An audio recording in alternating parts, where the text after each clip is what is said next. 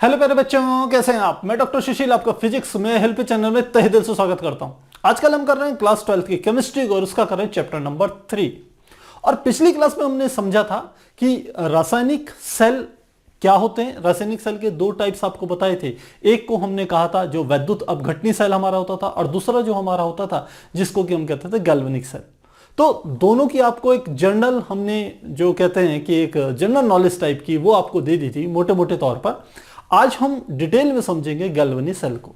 और ये galvanic cell बहुत अधिक इंपॉर्टेंट है, और यदि आप इसे समझ जाते हैं तो मैं कहता हूं आगे के जो हमारे टॉपिक होंगे इस चैप्टर के, उनमें आपको काफी सारी हेल्प मिलेगी।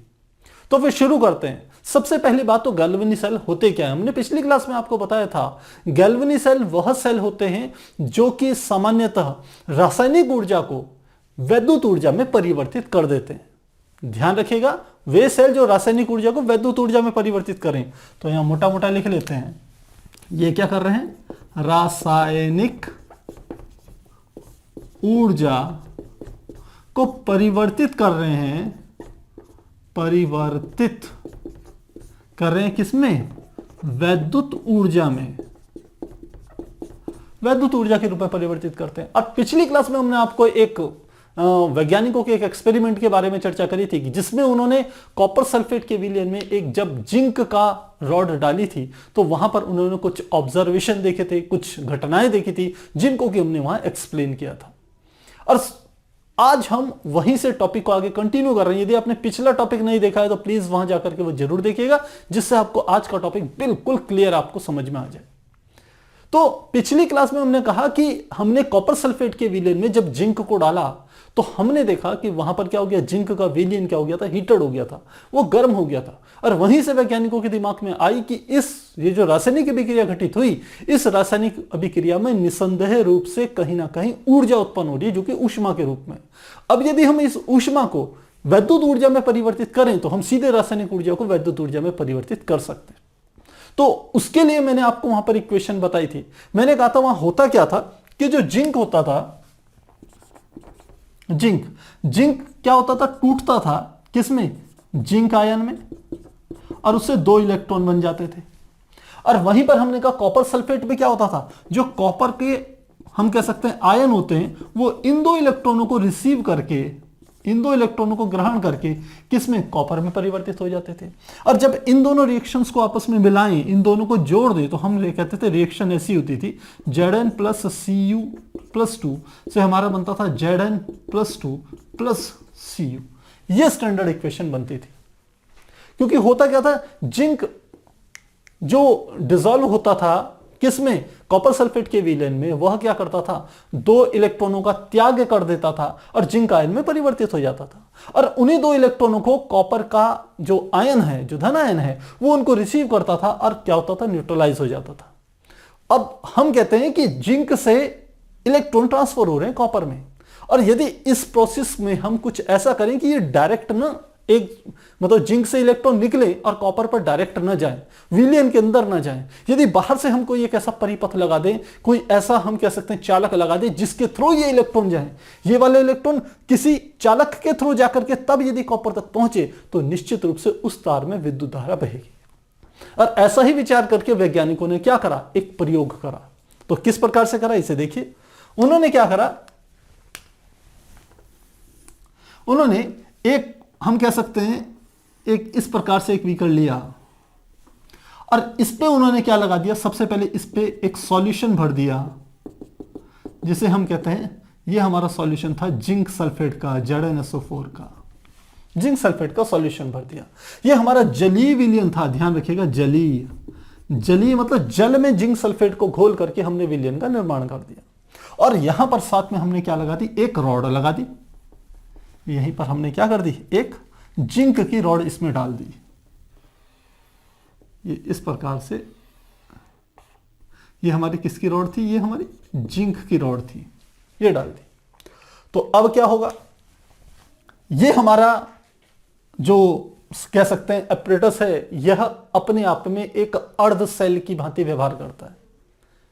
क्यों करता है अर्ध सेल की भांति व्यवहार, क्योंकि यहां पर यह अभिक्रिया घटित होती है। इस वाले सेक्शन में क्या अभिक्रिया घटित होती है, अब इस अभिक्रिया को घटित होने के लिए क्या होगा कि पहले हम देखते हैं इसके सेकंड सरफेस में, यानी कि जो ये तो अर्ध सेल पहला हुआ, दूसरा अर्ध सेल क्या है पहले उसे भी देख लेते हैं, फिर दोनों को एक साथ आपको कंपेयर करके बता देंगे। हमने दूसरी तरफ एक और भी कर लिया इस प्रकार से, और इस पर भी हमने एक विलियन भर दिया, और यहां पर जो विलियन भरा ये हमने बना कॉपर सल्फेट का CuSO4 का, और यह भी कैसा विलियन था, जलीय विलियन, यानी कि जल में कॉपर सल्फेट को घोला और उसका जलीय विलियन तैयार हो गया।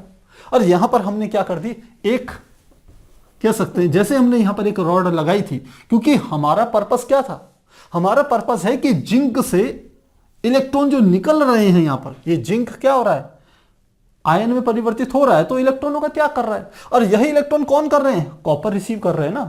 तो ये इलेक्ट्रॉन कॉपर तक पहुंचाने के लिए हमने क्या करा, यहां से एक वायर ले गए। अब वायर ले जाएंगे तो यहां पर भी तो हमें एक कंडक्टर चाहिए, तो यहां पर हमने कंडक्टर के लिए क्या कर दिया, एक कॉपर की रॉड लगा दी। मुझे लग रहा है मेरी बात आपको समझ में आ रही है।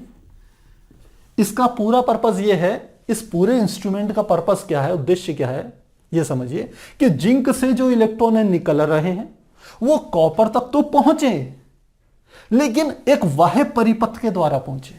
जब बाह्य परिपथ से इलेक्ट्रॉन जाएंगे तो जब किसी कंडक्टर से, किसी चालक से इलेक्ट्रॉन गति करते हैं तो हम कहते हैं उस चालक में विद्युत धारा बह रही है, और विद्युत धारा बह रही है तो इसका मतलब हमारे पास वैद्युत ऊर्जा है, ये इसका मोटिव है। तो हमने कहा ये हमारी जिंक की रॉड थी जो जिंक सल्फेट के जलीय विलयन में रखी हुई थी। यहां पर हमारी कॉपर सल्फेट की जलीय विलयन में हमने किसकी रॉड डाल दी, ये हमने कॉपर की रॉड डाल दी, ये हमारी कॉपर की रॉड है। अब क्या करा, हमने इन दोनों को आपस में जोड़ दिया।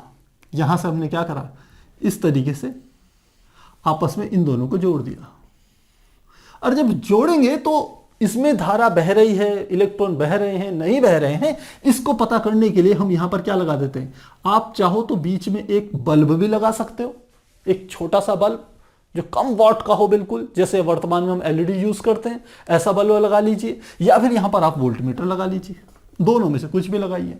यदि यहां पर वोल्टमीटर लगाएंगे तो क्या होगा, यदि धारा बहेगी तो वोल्टमीटर क्या होगा, विक्षेपित होकर हमें बता देगा कि क्या हो रही है, परिपथ में धारा बह रही है, इसका मतलब वैद्युत ऊर्जा मिल रही है। या फिर इस वोल्टमीटर को हटा करके यदि मैं छोटा सा एक बल्ब लगा दूं तो जैसी परिपथ में धारा बहेगी बल्ब जल उठेगा, तभी भी हम कहेंगे वैद्युत ऊर्जा प्राप्त हो रही है।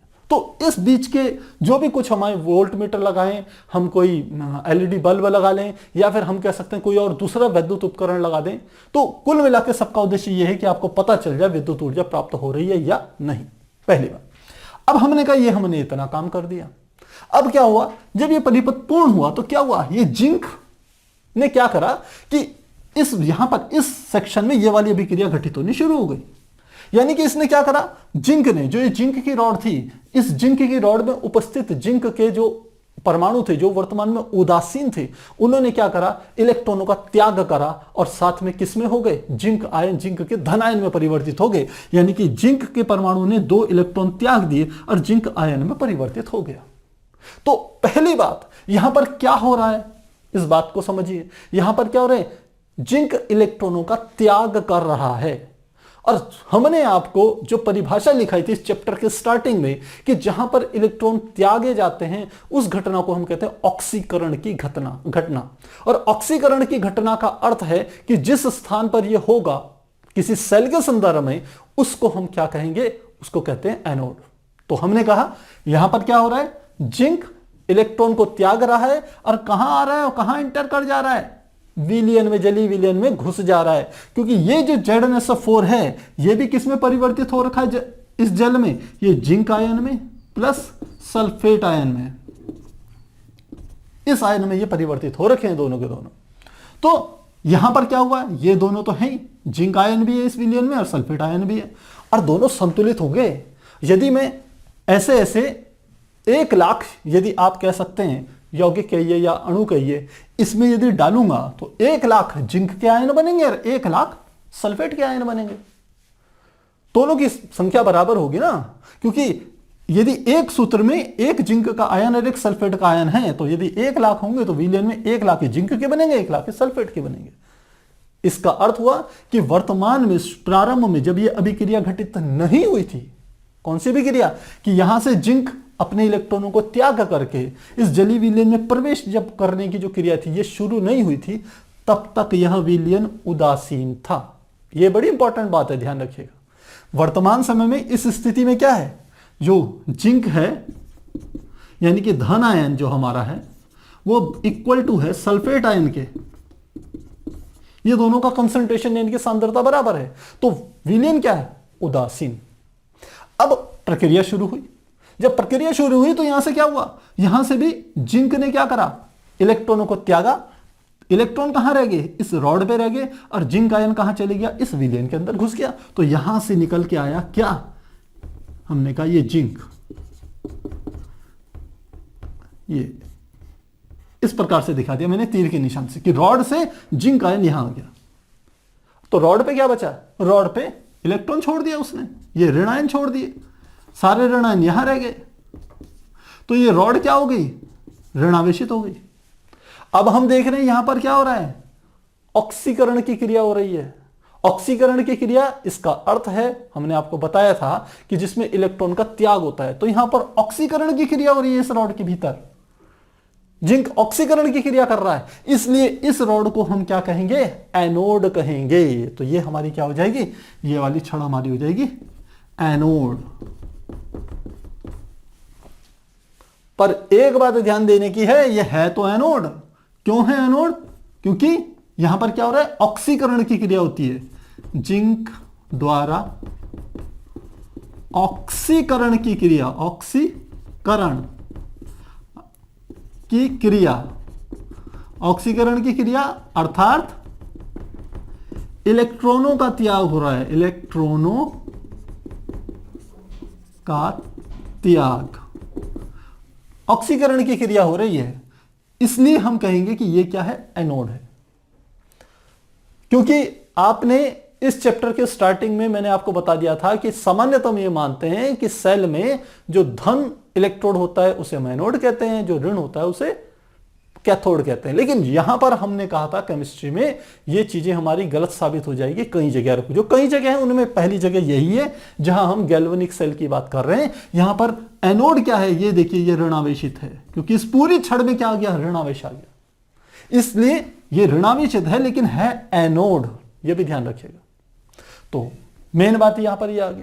अब हम इस पोर्शन में चलते हैं। इस पोर्शन में भी जब तक ये क्रिया घटित नहीं हुई थी तब तक क्या हो रहा था, तब तक कॉपर सल्फेट के विलयन में क्या हो रहा था, कॉपर और प्लस सल्फेट SO4, ये इस प्रकार से संतुलित अवस्था में थे। या मैं ये कह सकता हूं कि जो ये पूरा का पूरा विलयन जो था ये उदासीन था, जितने इसमें कॉपर के आयन थे उतने ही सल्फेट के आयन थे। तो ये क्या था, उदासीन विलयन प्रारंभ में, और यहां पर भी क्या था, विलयन उदासीन प्रारंभ में। तो अब हमने कहा उदासीन था। अब क्या हुआ कि यहां से इलेक्ट्रॉन जब ये हमने जोड़ा तो यहां से क्या हुआ कि जिंक ने, परमाणु ने आयन तो कहां दे दिया, अपने विलयन में दे दिया, और इस रॉड पे क्या छोड़ दिया, इलेक्ट्रॉन। अब यहां इलेक्ट्रॉनों की बहुतायत हो गई। जब इलेक्ट्रॉनों की बहुतायत हुई तो क्या हुआ, इलेक्ट्रॉन यहां से चलना शुरू हो गए इधर की तरफ। और जब स्वतः ही कोई एक छड़, हम कोई दो छड़ लें, कोई दो सिरे लें, 2 पॉइंट लें, यदि एक को धनात्मक करते तो दूसरा स्वतः ही क्या हो जाता है, ऋणात्मक हो जाता है, और यदि एक को ऋणात्मक करे तो दूसरा स्वतः ही धनात्मक हो जाता है। तो जैसे ही इस पर पूरे के पूरे इलेक्ट्रॉन इकट्ठे हुए, ये रॉड हमारी ऋणात्मक हुई, तो इसके सापेक्ष ये वाली रॉड क्या हो जाती है, सीधे सीधे धनात्मक हो जाती है। अब सोचिए इलेक्ट्रॉन ने यहां से चलना शुरू कर दिया, ऋण से चले किधर की और धन की तरफ, तो यानी कि ये वोल्टमीटर का ये वाला पोर्शन ऋणावेशित हो गया, ये वाला धन हो गया, और इलेक्ट्रॉनों का प्रवाह किधर की ओर हुआ, इस दिशा में हुआ। ये यहां पर मैं लिख भी लेता हूं, ये किसके दिशा है, इलेक्ट्रॉनों के प्रवाह की दिशा, प्रवाह की दिशा। क्यों लिख रहा हूं मैं ये इलेक्ट्रॉनों के प्रवाह की दिशा है, ये वाली, ये इलेक्ट्रॉनों के प्रवाह की दिशा क्यों लिख रहा हूं, क्योंकि विद्युत धारा जो बहती है किसी परिपथ में, वो इलेक्ट्रॉन जिस दिशा में बहते हैं उसकी विपरीत दिशा में बहती है। इसलिए मैंने ये दिशा बता दी कि ये इलेक्ट्रॉनों के प्रवाह की दिशा है, आप इसे विद्युत धारा न समझें। तो विद्युत धारा किस दिशा में बहेगी? विद्युत धारा की दिशा ये होगी, यानी कि बहने वाली जो धारा का मान होगा I, वो इस दिशा में बहेगी। इतनी बात समझ में आ गई होगी। अब इलेक्ट्रॉन यहां से चले घूम करके यहां पर आ गए, तो इस क्षण में जब इलेक्ट्रॉन आए तो यहां पर क्या था? यहां पर आप देख रहे होंगे, यहां पर कॉपर है, हमारे पास कॉपर के आयन है। तो कॉपर के आयन इस यहां की प्लेट की तरफ चलते हैं, इस छड़ की तरफ चलते हैं कॉपर की, और सीधे इन दोनों इलेक्ट्रॉनों को ग्रहण कर लेते हैं। और जब दोनों इलेक्ट्रॉनों को ग्रहण करते हैं तो ये क्या होते हैं? कॉपर के एक न्यूट्रल परमाणु में परिवर्तित हो जाते हैं। वो कौन सी रिएक्शन है? ये वाली रिएक्शन। दूसरी रिएक्शन ये देखिए कि कॉपर के धन आयन इस प्लेट की तरफ गए जहां जिसमें कहां इलेक्ट्रॉन आए थे, और इन आयनों ने 2 इलेक्ट्रॉनों को ग्रहण करा कॉपर ने, और क्या हो गया? एक उदासीन परमाणु में परिवर्तित हो गया। तो यहां पर क्या हो रहा है? कॉपर के परमाणु यहां से चिपकते चले जा रहे हैं, इस रॉड से स्टिक होते चले जा रहे हैं, जबकि यहां पर क्या हो रहा है? यहां पर जिंक के जो परमाणु हैं, जिंक के जो आयन हैं, वो विलयन में बढ़ते चले जा रहे हैं। तो अब इससे क्या होगा? अब इससे अभी तक प्रारंभ में दोनों उदासीन थे जब तक अभिक्रिया घटित नहीं हुई थी। जब अभिक्रिया शुरू हो गई तब क्या हुआ समझिए। यहां पर लिखता हूं मैं, अभिक्रिया शुरू होने के पश्चात। इस बात को समझते हैं।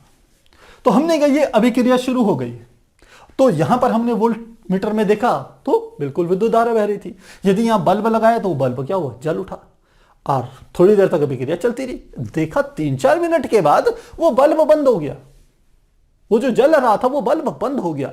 ये वोल्ट मीटर में जहां धारा बह रही थी वो धारा बहनी बंद हो गई। अब वैज्ञानिकों के दिमाग में आया आखिर ऐसा क्यों हो गया? ऐसा क्या कारण है कि 3-4 मिनट ही चला हमारा ऑपरेटर, उसके बाद बंद हो गया? तो जब इसकी हम कह सकते हैं कि जब गहराई पे गए तब हमें इसका कारण पता चला। कारण क्या था अब उसे समझिए।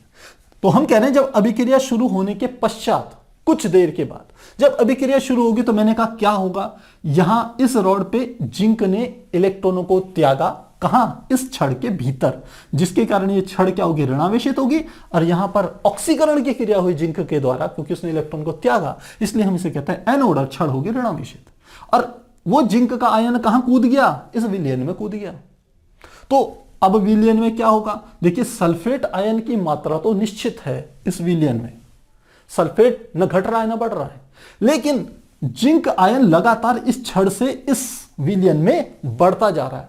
जैसे जैसे प्रक्रिया चल रही है वैसे वैसे जिंक के आयन यहां कूदते चले जा रहे हैं। तो थोड़ी देर बाद क्या होगा? यहां पर हम कहेंगे जो जिंक के आयन हैं इनकी मात्रा बढ़ जाएगी। किसके आयन से? सल्फेट के आयन से मात्रा बढ़ गई। और दूसरी तरफ यहां की मैं बात करूं, यदि इस सेक्शन की बात करूं तो यहां पर क्या हो गए? कॉपर के बार बार उदासीन हो रहे हैं ना, ये कॉपर क्या हो रहा है? उदासीन हो रहा है ना। तो इस वाले आयन से कॉपर कौन से थे? यही तो हमारे कॉपर के आयन थे जो यहां से निकल के छड़ पर जा रहे थे, और ये जो 2 इलेक्ट्रॉन यहां से आ रहे थे उनको रिसीव कर रहे थे और उदासीन हो रहे थे। तो इस वाली स्थिति में क्या हुआ कि कॉपर के जो आयन थे उनकी क्या हो गई? कमी हो गई। किसकी तुलना में? सल्फेट आयन की तुलना में।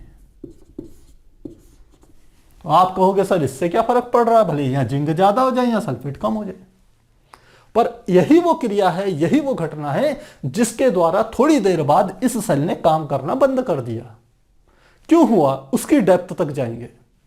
हमने कहा जब यहां से जिंक निकलने शुरू हुए तो कुछ देर के पश्चात क्या हुआ? यहां पर जिंक के आयनों की सांद्रता बढ़ गई। तो इस छड़ के, अब इस छड़ को मैं अलग से बना रहा हूं, देखिए यहां पर ये मैंने छड़ बनाई। ये हमारे छड़ क्या थे? ऋणावेशित। किसके थे? जिंक की थी। ध्यान रखिएगा ये जिंक की छड़ है हमारे पास, जिंक। तो इसने, मैंने कहा क्या कर रहे हैं? जिंक आयन को छोड़ रहा है, और पहले से इस विलयन में जिंक आयन है। जब जिंक आयन की मात्रा बढ़ेगी तो क्या होगा? इसके अगल बगल सब जगह जिंक के आयन इकट्ठे हो जाएंगे। Zn+2, यहां भी Zn+2, यहां पर भी Zn+2, सब जगह Zn+2 इकट्ठे हो गए। यहां पर भी Zn+2, यहां पर भी Zn+2, ये सब जिंक के आयन यहां इकट्ठे हो गए। जब यहां जिंक के पूरे आयन इकट्ठे हो जाएंगे तो इससे क्या होगा? अब जो इसके भीतर से, इस रॉड के भीतर से जिंक को बाहर निकलना था, जिंक के आयन को बाहर निकलना था, वह इन आयनों के प्रतिकर्षण के कारण बाहर नहीं निकल पाएगा। पहली समस्या। दूसरी समस्या, जो जिंक ने इस रॉड के भीतर 2 इलेक्ट्रॉनों को त्याग करा था और वह इलेक्ट्रॉन यहां से भाग करके यहां चले गए थे, अब क्या सोच रहे हो आप कि वो 2 इलेक्ट्रॉन भाग पाएंगे? ये सारे के सारे जो धनावेश है तो वो ऐसे ही बैठे हुए हैं क्या? वो क्या करेंगे? उन इलेक्ट्रॉन को आकर्षित करेंगे अपनी तरफ। तो इलेक्ट्रॉन इस छड़ से, यानी कि इस छड़ से बाहर निकलने बंद हो गए। शुरू में कम हुए, बाद में धीरे धीरे क्या हो गए? बिल्कुल जीरो हो गए, बाहर ही नहीं निकल पाए। जब बाहर ही नहीं निकल पाए तो क्या होगी? प्रक्रिया रुक गई। विद्युत धारा कहां से बहेगी जब इलेक्ट्रॉन आगे जाएंगे ही नहीं? पहली समस्या। दूसरी ऐसी समस्या इधर की ओर भी हुई।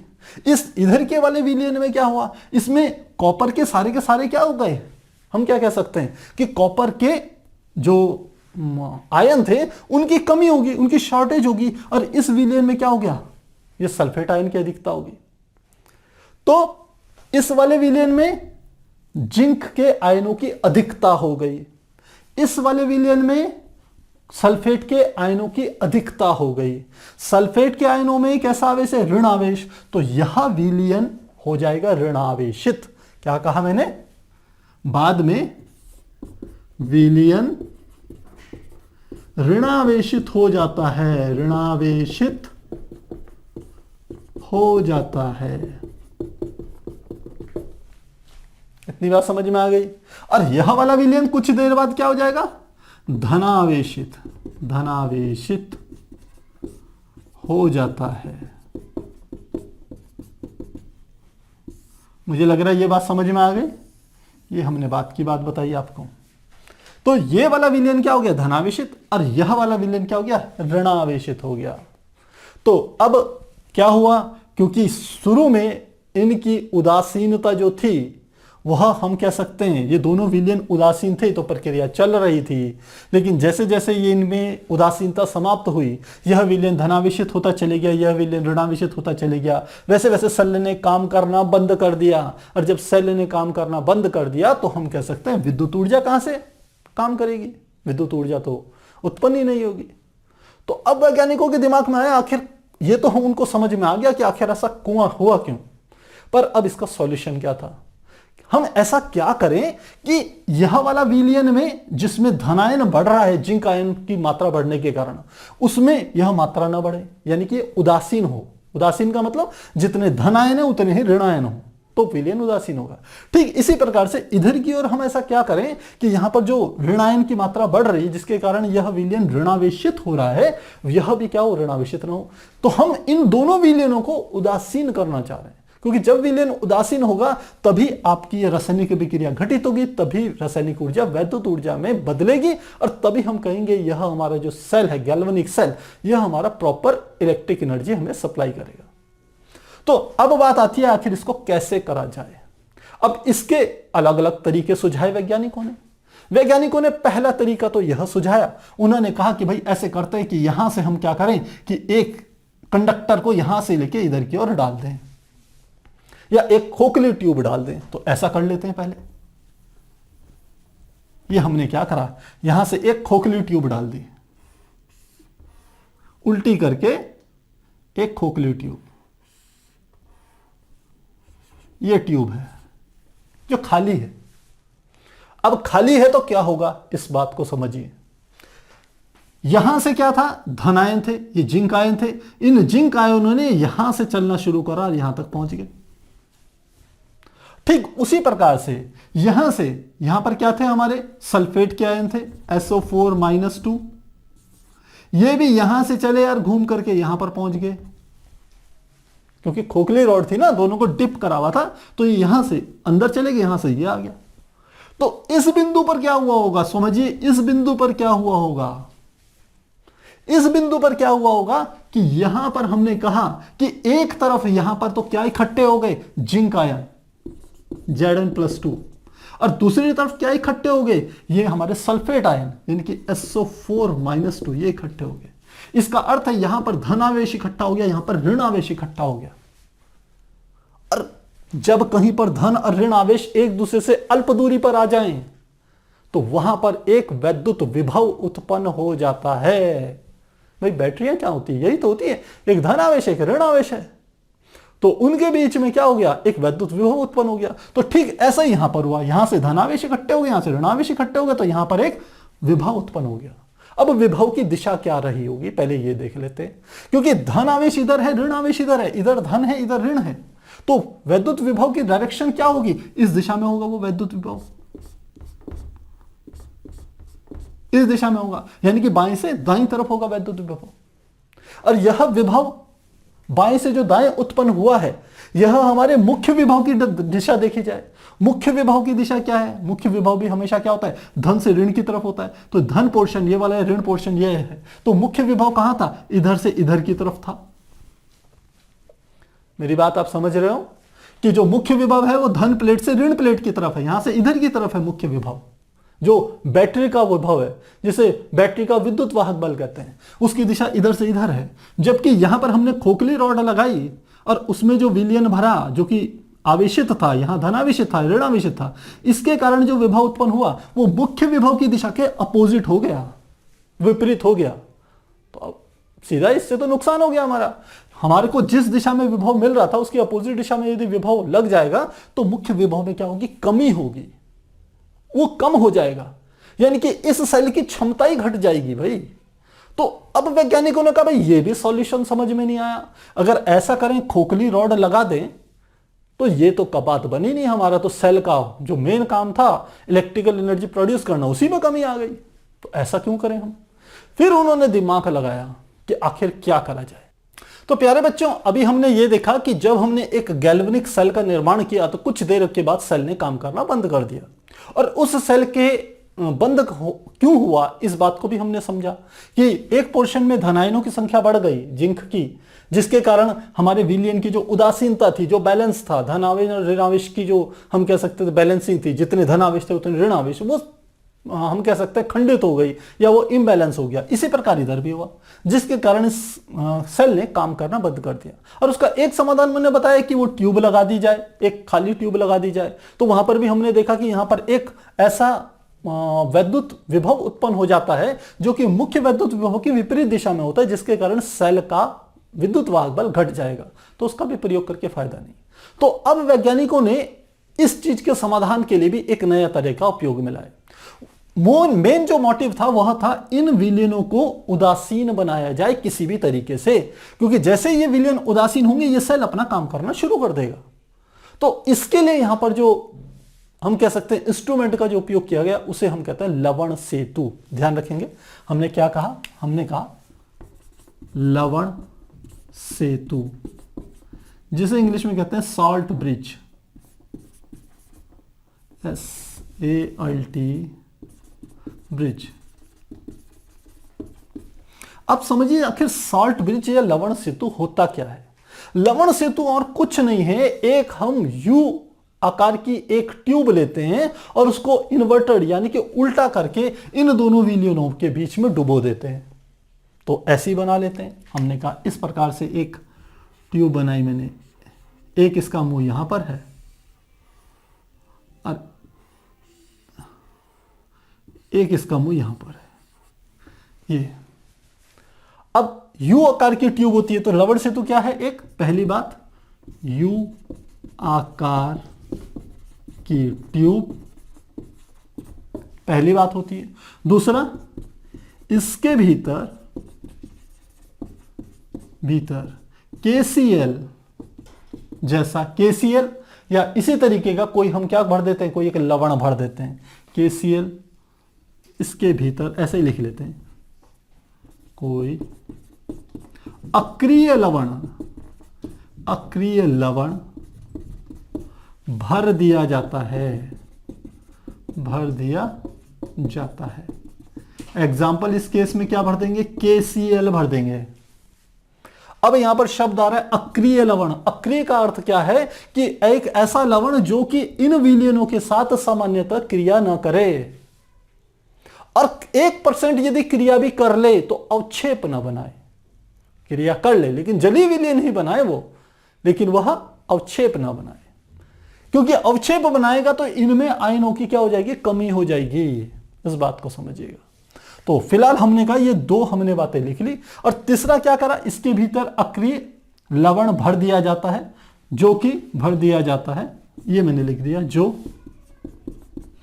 जैल अवस्था में होता है, जो जैल अवस्था में होता है, अवस्था में होता है। दो बात होगी। और तीसरी बात, ये जो ट्यूब है इनके मुंह पर जैल अवस्था में हमने कोई लवण भर दिया इसके भीतर, और इन ट्यूबों के मुंह पर क्या लगा दी जाती है, रुई लगा दी जाती है। और ट्यूब के मुंह रुई से बंद कर दिए जाते हैं, बंद कर दिए जाते हैं। अब हम इसके एक एक पार्ट को समझेंगे कि आखिर लवण सेतु में जो प्रत्येक शब्द हम यहां पर उपयोग में ला रहे हैं उसका क्या अर्थ हुआ। पहला है यू आकार की ट्यूब। यू आकार की ट्यूब का इसलिए इस्तेमाल करते हैं, और ये उल्टी लगाई जाती है, जिसका एक सिरा हम कह सकते हैं लेफ्ट तरफ के, जिसको कि हम नाम देते हैं एनोड वाला, जो इलेक्ट्रोड था उसके विलयन में डूबी हुई रहती है, और दूसरा सिरा जो हमारा होता है ट्यूब का, वह हमारे कैथोड इलेक्ट्रोड जिस विलयन में डूबा हुआ रहता है उस विलयन में डूबी हुई होती है। और आप जानते हैं विलयन कौन कौन से होते हैं। यह हमारा होता है जिंक सल्फेट का, ZnSO4 का, और यह हमारा होता है कॉपर सल्फेट का विलयन होता है। जो दोनों जली विलयन होते हैं, ये हमने पहले बात कर चुके हैं। तो ये यू आकार की नली उल्टी लगा दी। दूसरा हम कहते हैं इसके भीतर कोई अक्रिय लवण भर दिया। अक्रिय क्यों, मैंने कहा अक्रिय अगर नहीं भरेंगे तो पता चले इसके भीतर जो भरा हुआ पदार्थ है वही इसके साथ क्रिया करना शुरू कर देगा और अवक्षेप बनाना शुरू कर देगा, तो उससे क्या होगा, यहां पर आयनों की कमी हो जाएगी। और हम चाह रहे हैं आयनों की बिल्कुल भी कमी ना हो, वो संतुलित रहे, बैलेंस रहे, तभी ये हमारी क्या हो जाएगा, सेल काम करता रहेगा। तो इसलिए यहां पर अक्रिय लवण लिखा है, लवण लिख लेते हैं ढंग से, अक्रिय लवण। तो दूसरी बात ये आ गई। तीसरी बात यहां पर आती है, हमने कहा जैल अवस्था में, ये शब्द इस्तेमाल किया है, जैल अवस्था में, लिक्विड फॉर्म में नहीं कि उल्टा करा सारा का सारा लीक करके यहां घुस जाए। जैल अवस्था में, जैल का अर्थ होता है जैसे हम घरों में कह सकते हैं, जैसे टूथपेस्ट भी यूज करते हैं या जेली यूज करते हैं। अब जेली क्या होती है, जनरली उसके अंदर आप कह सकते हैं जो जल के मॉलिक्यूल्स होते हैं उनको ट्रैप कर दिया जाता है, बंद कर दिया जाता है। तो इसके अंदर जब जली विलयन होगा, जेली की फॉर्म में होगा वह विलयन लवण, तो क्या होगा कि वह इस नली से बाहर नहीं आएगा। तो मेरे को लगता है कि जैल शब्द का अर्थ आपको समझ में आ गया होगा कि जैल शब्द में जब कोई लवण भरेंगे तो वह यहां से निकल करके यू आकार की नली से इसमें नहीं आकर के मिलेगा, पहली बात।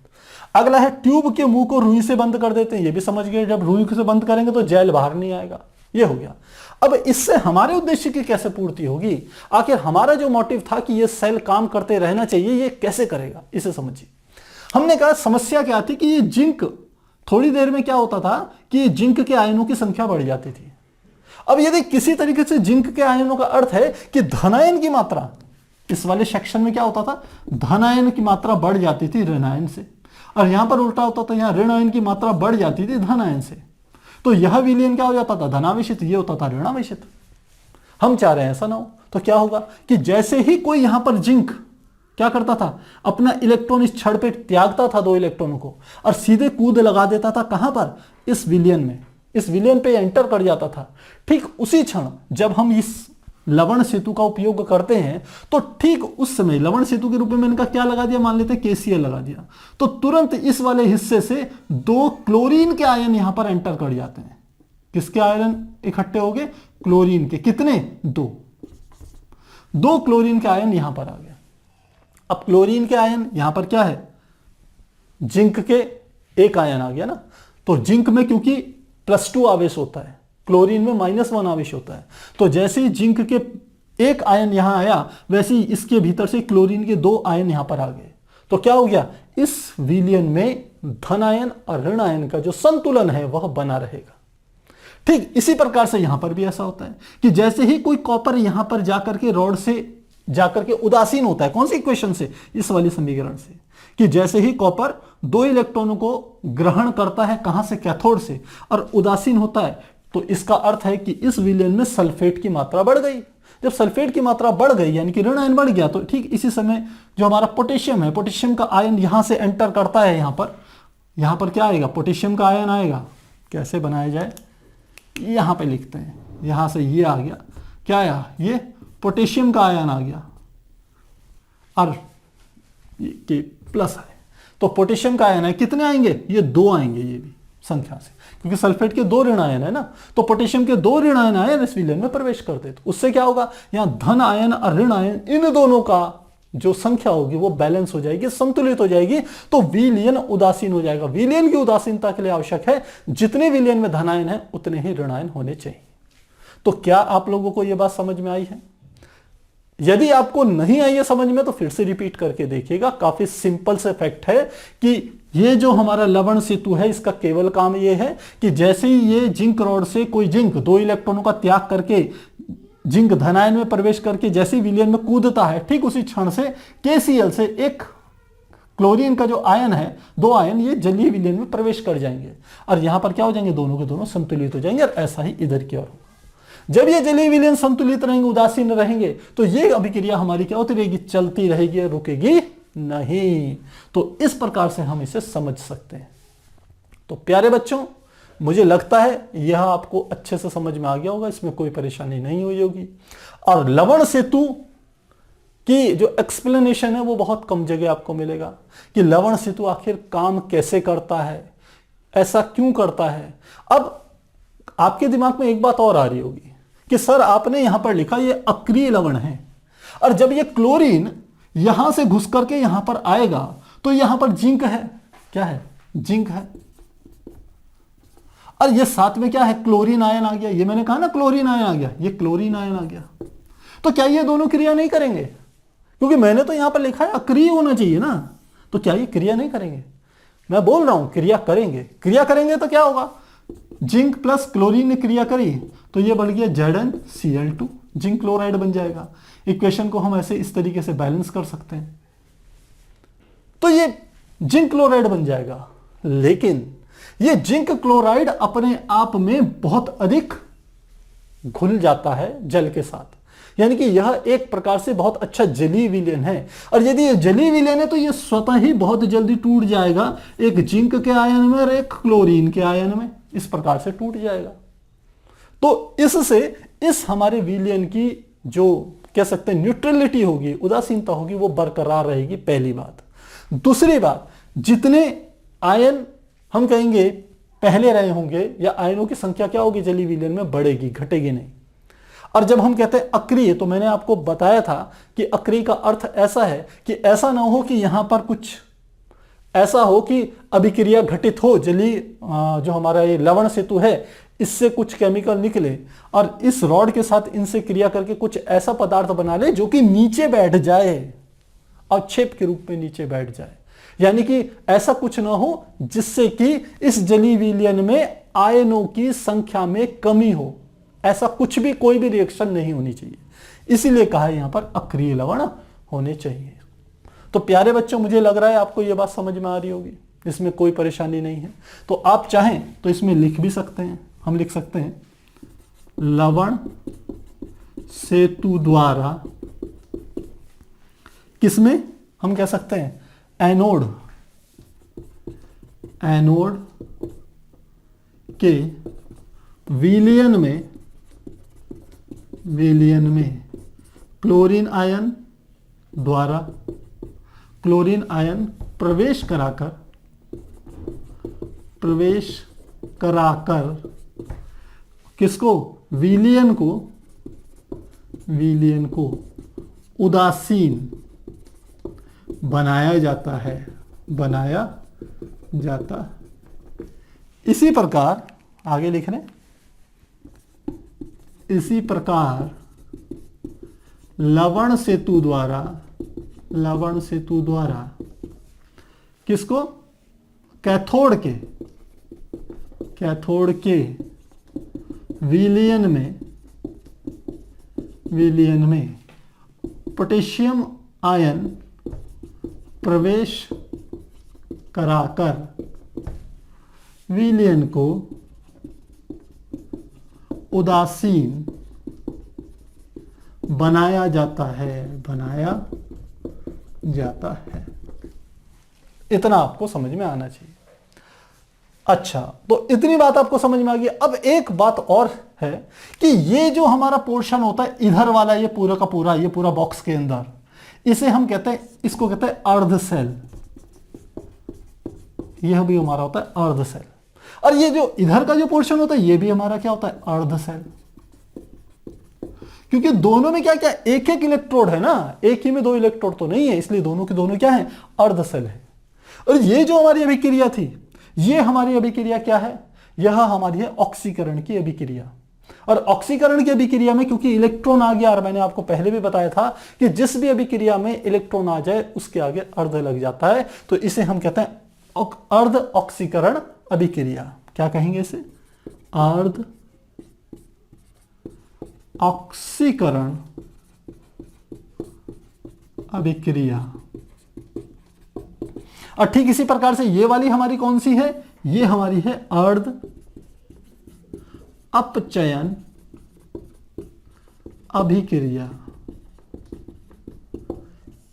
ये अर्ध अपचयन वाली क्रिया है, ये वाला, जिसमें कॉपर क्या कर रहा है, इलेक्ट्रॉन को ग्रहण कर रहा है, इसलिए वो अपचयन है। क्योंकि इसमें भी साथ में क्या आ गया, इलेक्ट्रॉन समीकरण में प्रदर्शित हो रही है, इसलिए इसको कहा जाता है अर्ध अपचयन अभिक्रिया। ध्यान रखिएगा, जिस भी रासायनिक समीकरण में आप इलेक्ट्रॉनों को देख लें, उसके आगे आप अर्ध लगा लीजिए, तो आपकी वो रिएक्शन जो है, और साथ में देख लीजिए ऑक्सीकरण है, अपचयन है, तो आपको वो पता चल जाएगा। तो मुझे लग रहा है इतना समझ में आ गया होगा। अब हम इसके आगे ये देखते हैं कि किस प्रकार से किसी सेल के भीतर विद्युत वाहक बल उत्पन्न होता है।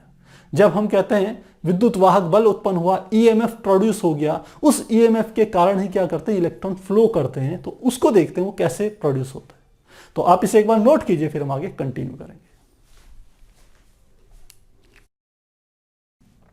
तो प्यारे बच्चों, अभी तक हमने जो गैल्वेनिक सेल है उसके बारे में डिटेल में चर्चा समझी, और साथ में यह समझा हमने कि किस प्रकार से लवण सेतु की सहायता से किसी रुके हुए सेल को, या एक ऐसा सेल जो कुछ ही समय बाद धारा प्रवाहित करना या विद्युत ऊर्जा उत्पन्न करना बंद कर दें, उस समस्या का हम समाधान कर सकते हैं। अब यहां पर हम समझते हैं आखिर सेल का विभव क्या होगा, जिसे हम सेल विभव कहते हैं। तो समझिए सेल विभव क्या है। सेल विभव होता है कि किसी भी सेल के धन और ऋण विभव के बीच का जो अंतर होता है, उसी को हम कह देते हैं एक प्रकार से सेल विभव। और सही ज्ञात करने के लिए, यदि किसी सेल का विद्युत वाहक बल आपको ज्ञात करना हो, तो उसके लिए सबसे अच्छा जो होता है वो होता है पोटेंशियोमीटर, जिसे हम हिंदी में कहते हैं विभव मापी। ये आपने फिजिक्स में पढ़ा होगा। और एक दूसरा होता है विभव नापने के लिए, जिसको हम वोल्ट मीटर कहते हैं। पर वोल्ट मीटर शुद्धता से किसी सेल का विद्युत वाहक बल नहीं नापता, क्योंकि वोल्ट मीटर में जब धारा बहती है तो कुछ ऊर्जा खर्च हो जाती है धारा को प्रवाहित करने के लिए, इसलिए सही रीडिंग नहीं आती। इसका अर्थ है वोल्ट मीटर में जो रीडिंग आती है वो सेल के वास्तविक विद्युत वाहक बल से थोड़ी कम आती है, और वहीं पर हम यूज करते हैं विभव मापी का सही नापने के लिए पोटेंशियोमीटर का। और वह एक ऐसा यंत्र है जिसमें संतुलन की स्थिति ली जाती है, जो कि व्हीटस्टोन ब्रिज के सिद्धांत पर आधारित होता है, जिसके कारण संतुलन की स्थिति में हम कह सकते हैं सेतु में कोई धारा नहीं बहती, और तब हम उस विभव मापी की सहायता से सेल का ठीक विद्युत वाहक बल नाप लेते हैं। तो यह तो बात हुई कैसे नापा जाता है। अब बात आती है कि आखिर इसमें सेल का विद्युत वाहक बल, सेल विभव क्या होगा। तो सेल विभव को, विद्युत वाहक बल को यदि मैं ई से रिप्रेजेंट करूं, तो ये ई सेल बराबर हमारा होता है कि कैथोड का जो विभव होगा वह, और एनोड का जो विभव होगा, इन दोनों के अंतर को हम कहते हैं सेल का विभव। तो हमने क्या कहा, यानी कि ई कैथोड माइनस ई एनोड। और हम क्या लेते हैं, वास्तव में जो सेल का विभव होता है वह अपचयन विभवों का अंतर होता है, यानी कि कैथोड का अपचयन विभव और एनोड के अपचयन विभव के अंतर को सेल का विभव कहते हैं, ऐसे भी कह सकते हैं। तो ये ई सेल बराबर हो गया ई कैथोड माइनस ई एनोड। और ई कैथोड किधर की ओर है, एक यहां पर आपको और बात समझनी है कि जब भी हम गैल्वेनिक सेल को बनाएंगे तो इसके लिए कुछ बातों को आपको ध्यान रखना पड़ेगा। पहली बात तो यह है, पहला सबसे बड़ा नियम यह है कि कैथोड को हमेशा दाईं तरफ बनाया जाता है और एनोड को हमेशा बाईं तरफ बनाया जाता है। क्या कहा मैंने? गैल्वनिक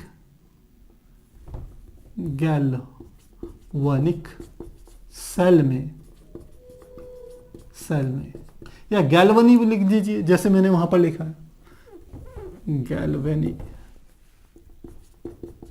गैल्वनी सेल में कैथोड को हमेशा दाईं तरफ रखते हैं, एनोड को हमेशा बाईं तरफ रखा जाता है, बाईं तरफ रखते हैं। और साथ ही आपको यह भी पता होना चाहिए कि एनोड में हमेशा ऑक्सीकरण की क्रिया होती है और कैथोड में हमेशा अपचयन की क्रिया होती है। इसका अर्थ है कि एनोड में क्या होता है? ऑक्सीकरण की क्रिया का अर्थ है इलेक्ट्रॉन को त्यागा जाता है, और कैथोड में जिसमें हम कहते हैं अपचयन की क्रिया होती है, वहां इलेक्ट्रॉन को ग्रहण किया जाता है। तो यह बात आपको पता होनी चाहिए। तो हमने कहा ई सेल बराबर ई कैथोड माइनस ई एनोड, और इसी को क्योंकि कैथोड हमेशा कहां रखा जाता है? कैथोड को दाईं तरफ रखा जाता है, इसलिए हम लिख सकते हैं ई दायां माइनस ई बायां। ऐसा भी लिख सकते हैं, जो सेल का विद्युत वाहक बल है इसको ऐसे भी लिखा जाता है। अब ये तो बात हमारी यहां पर हो गई। अब जब कोई कॉम्पिटिटिव एग्जाम्स में आप जाएंगे और किसी सेल के बारे में कुछ प्रश्न पूछा जाएगा, तो प्यारे बच्चों वहां पर कभी भी इतने लंबे चौड़े डायग्राम आपके सामने नहीं आने वाले। तो किसी गैल्वनी सेल को प्रदर्शित करने का एक स्टैंडर्ड तरीका है, एक मानक तरीका है। आपको वो मानक तरीका भी समझ में आना चाहिए। और मानक तरीका क्या है इसे समझिए। तो सेल को प्रदर्शित करने का मानक तरीका हम लिखते हैं, सेल को प्रदर्शित, कौन से सेल को? गैल्वनी सेल को प्रदर्शित करने का मानक तरीका किस प्रकार से रखा जाएगा? ध्यान रखिए, सबसे पहले तो आप क्या करेंगे? आप एनोड को देखिए, क्योंकि मैंने कहा कैथोड हमेशा कहां होगा? दाईं तरफ होगा। तो यहां पर सबसे पहले देखिए कैथोड में हमने किस धातु की छड़ का उपयोग किया है? किसका करा? यहां पर कॉपर का। तो सबसे दाईं तरफ मैंने क्या लिख लिया? कॉपर लिख लिया यहां पर। और इधर की ओर किसका उपयोग किया? एनोड में किसका उपयोग किया था? यह करा था हमने जिंक का। आप जानते हैं क्या थी हमारी? जिंक। तो सबसे इधर की ओर क्या लिख लिया? हमने जिंक लिख लिया, पहला काम। तो आपको पता हो जाना चाहिए कि दाहिनी तरफ कॉपर है यानी कि ये कैथोड की छड़ है, और बाईं तरफ जिंक है यानी कि एनोड की छड़ है। पहली बात। फिर आपने लगा लेने दोनों तरफ एक एक ऐसे निशान। अब उसके बाद लिखा जाता है कि ये जो हमने जलीय विलयन लिए हैं, इन जलीय विलयनों में मुख्य रूप से जो हमारे, हम कह सकते हैं, जैसे यहां पर मैंने जिंक सल्फेट का लिया है, तो जिंक सल्फेट में मुख्य आयन क्या है? जिंक ही तो है। तो यहां पर हम दूसरे उसमें लिखते हैं कि Zn+2 जिंक आयन हो गया। और इधर की ओर कौन सा आयन है? यहां पर देखिए इस विलयन में यहां पर हमारा कॉपर का आयन है, तो यहां पर क्या देगा? Cu+2।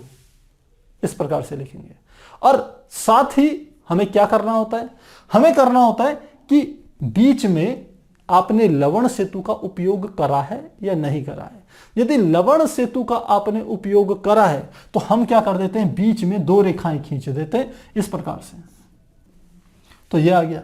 और इन दोनों में हम यह बताने के लिए कि यह किस प्रकार से विलयन में उपस्थित हैं। यदि यह विलयन है जलीय विलयन, तो इनके आगे लिख लिया जाता है एक्वस सॉल्यूशन AQ, और इसके आगे भी क्या लिख लेंगे आप? AQ।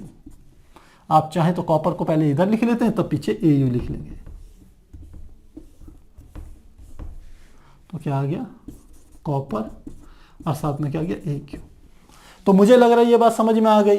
ये किसको प्रदर्शित करता है? कैथोड छड़ का तत्व। ये किसको प्रदर्शित करेगा? एनोड छड़ का तत्व। ये किसको प्रदर्शित करेगा? हम कहेंगे जो बाईं तरफ हमारा एनोड का जो जली विलयन होगा उसमें उपस्थित आयनों को प्रदर्शित करेगा ये, और यह कैथोड में उपस्थित जो हमारा विलयन है उसमें उपस्थित आयनों को प्रदर्शित करेगा। और यह प्रदर्शित किसको करता है? यह प्रदर्शित करता है लवण सेतु को।